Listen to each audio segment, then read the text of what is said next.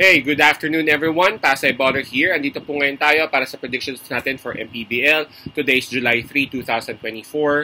Meron tayong tatlong games as usual for today. Sorry kung medyo late tong upload. Napakaganda ng baseball games kanina at may mga inasikaso rin kaya ito.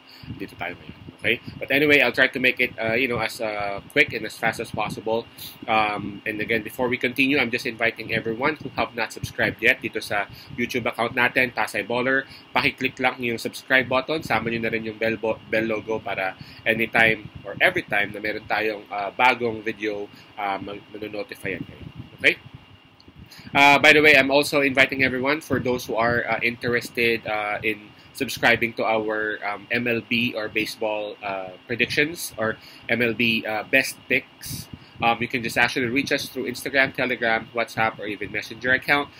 Just take a look at the descriptions of our just take a look at and our descriptions of our videos. You would see the information and the details right there. Okay?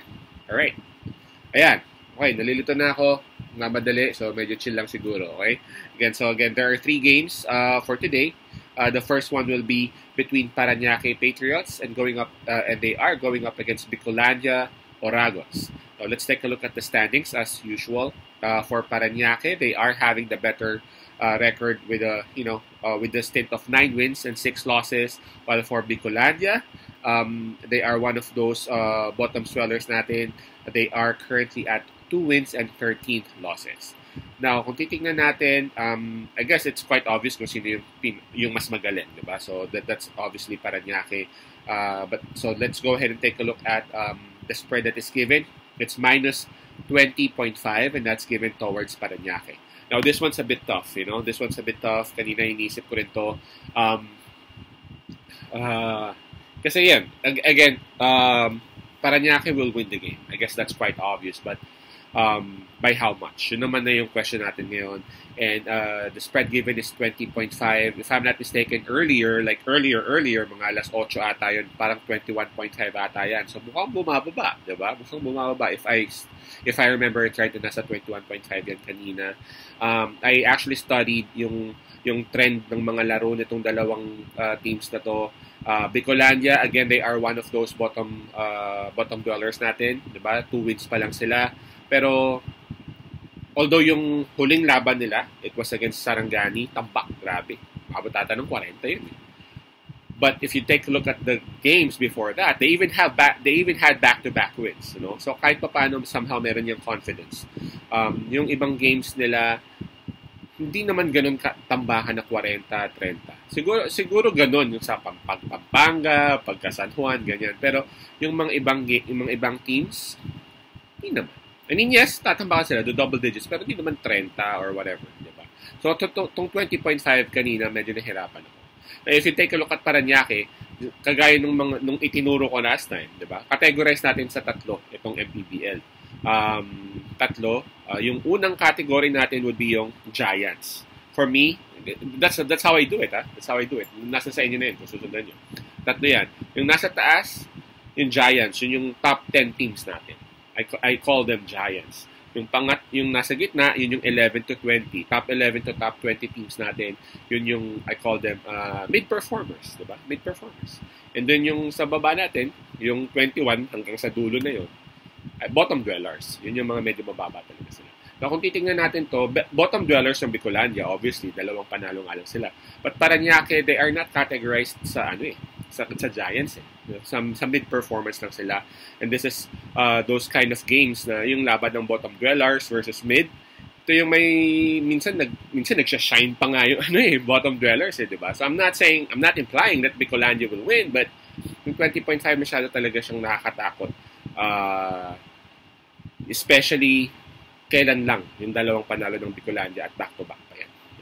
Galing din sila sa napakalaking talo, so I'm pretty sure they have some decency in their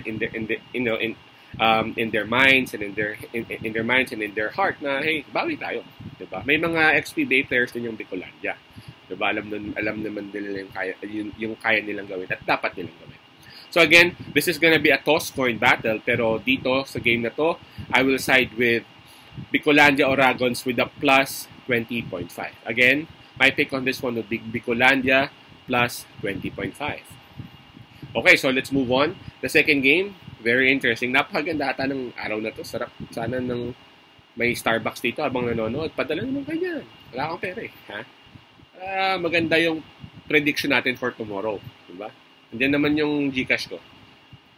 Okay, so Sarangani Province going up against Quezon City. Toda Action. Yan ang pangalan na. Again, Sarangani going up against Quezon City. This is the second game, and this will happen at 6 o'clock p.m. our time, Manila time, or Philippines. Ganda na ito. The spread given is minus 2.5. At nakabigay yan kay Quezon City. Okay? Tingnan muna natin yung yung standings natin. Let's take a look at Quezon City. Quezon City, they have a record of 7 wins and 8 losses, so below 500%. If you take a look at Sarangani, they are having 4 wins and 11 losses. So mas maganda talaga ang record ng Quezon City. Okay? So therefore, the spread of minus 2.5. Pero ito, dediretsuhin ko na kayo. Again, akin lang to. Marami tayong tropa dyan sa MPBL. Literal, marami tayong tropa dyan. Marami tayong mga barkada talaga dyan. Dito sa matchup na to, I know Quezon City, and this happened a lot lately lang. Quezon City, they have a better performance and all that, but if you really have watched Sarangani play lately, man, they are a totally different team now. They are a totally different team now, especially nung dumating na yung grupo nila Marvin Hayes. Tatlo yun sila eh. Diba?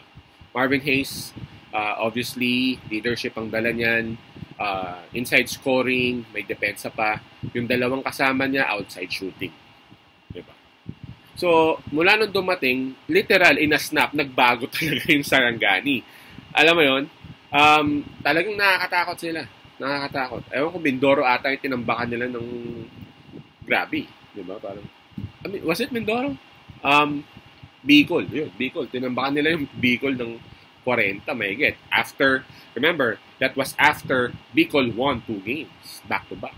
Diba? May momentum ang Bicol nun. Pero tinambakan ng Sarangani ng parang wala lang. I'm not saying that they will do that the same kay Quezon City kasi napakaganda rin ng lineup ng Quezon City. Pero dito, sa tingin ko,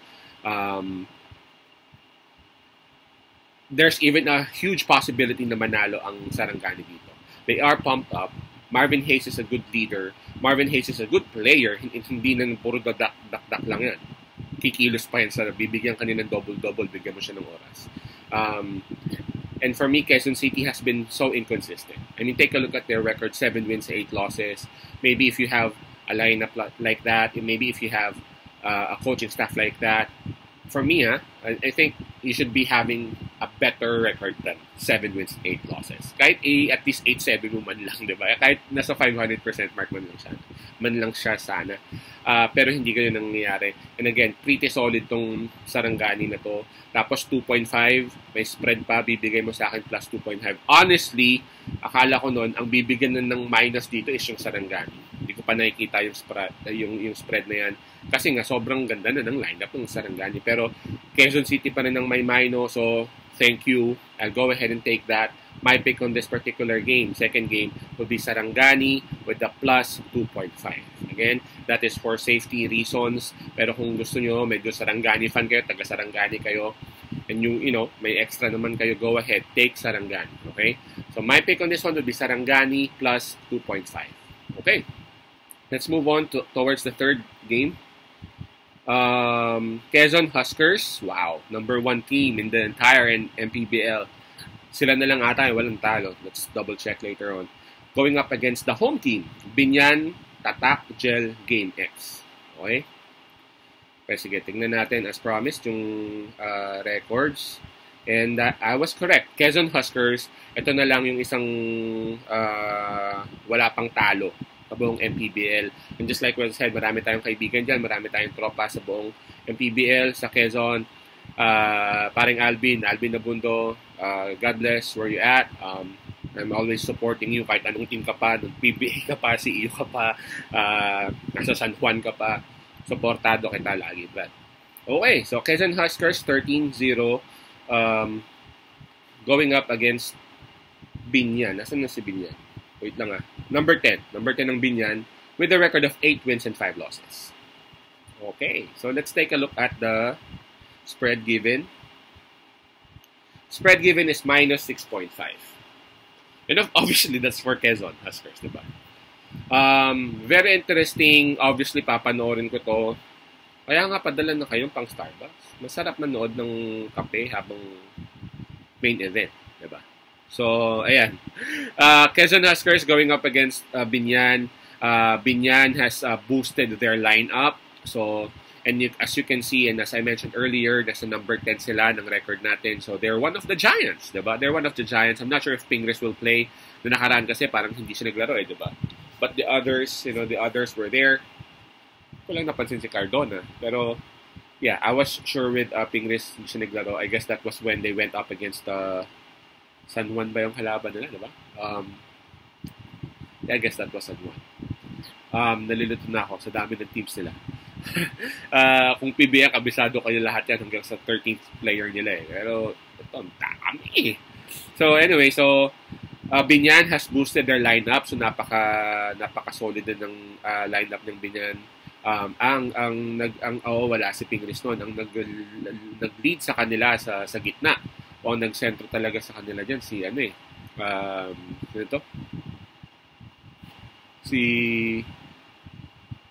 lang. Dami na talaga puti, sino to? Si Slam Dunking, ng Meralco. Namutan ko tuloy. Forgot the name. What the heck? So, basta yun. Kilala niyo na yung tinutukoy ko, di ba? Pa-picture pa ako dati. Ano ba naman yan? Sorry. Dami talagang iniisip.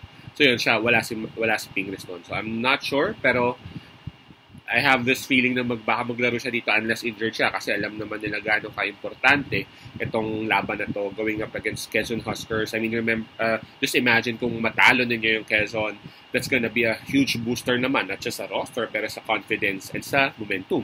Diba? Kasi wala pang kadumi-dumi itong Quezon Huskers. Immaculate record, kumbaga. I'll be straight kasi nga medyo late na to.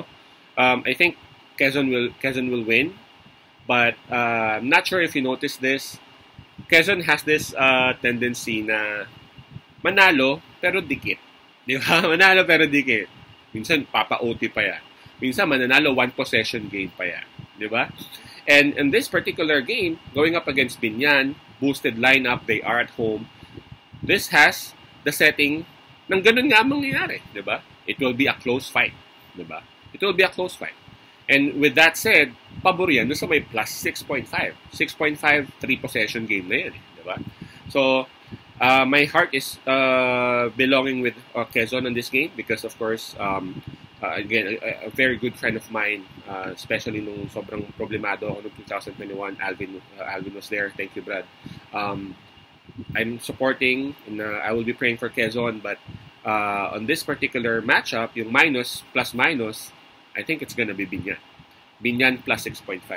Huge possibility, Quezon pa rin ang manalo. Pero again, kahit i-check nyo yung mga laban ng Quezon, ang dami dyan, puro dikitan. Diba? 3 points, 4 points. Diba? So yung 6.5, pasok na pasok yan. For me, Binyan is a strong team. Binyan is at home. Ang ganda ng lineup ng Binyan ngayon. So, kayang-kaya nilang i-close siya. Okay? So, yun po ang ating mga predictions for today. May mga nagme-message din for Latvia, Philippines. I'm not sure kung ma-upload ko siya. At again, marami pong tayong ginagawa. Naghanap din po tayong trabaho. Wala tayong trabaho. Kaya sige na, padala na po kayo ng pangkape. Okay? So, ayun po. Marami pong salamat. Sorry kung medyo late. I'll go ahead and try to make this one earlier sa mga susunod na araw. Okay? Ingat palagi. Be responsible sa paglalaro at sa pagpupusta. Peace out. Pasay love. God bless.